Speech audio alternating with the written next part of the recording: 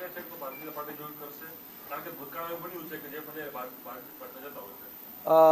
એ કઈ party joint કરશે એ ટૂંક સમયમાં આપ સૌને ખબર પડી જશે, પણ તર્ક સાથે કહું કે જો એ બીજેપી જોઈન્ટ કરશે તો એનો સીધો મતલબ એ થશે કે બીજેપીએ જૂના કેસોના પ્રેશર ટેકનિક વાપરી એમને રાજીનામું અપાયું છે તો જ એ બીજેપી જોઈન્ટ કરશે.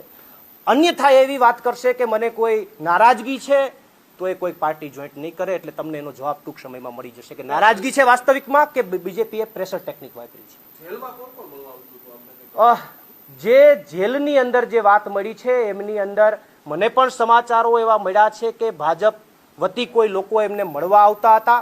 હું રાજકોટ જેલ પ્રશાસન અને ભાવનગર જેલ પ્રશાસન બંને જેલ પ્રશાસનોને વિનંતી કરું છું કે સીસીટીવી ફૂટેજ જાહેર કરે મીડિયા સમક્ષ તો દૂધનું દૂધ અને પાણીનું પાણી થાય. 31 તારીખે જે દિવસે જામીન મળ્યા એ દિવસે પણ ઘણા બધા ત્યાંના લોકો અથવા લોકમુખે એવી ચર્ચાઓ સાંભળવા મળી કે એમને કોઈ ભાજપ વતી મળવા આવ્યું છે.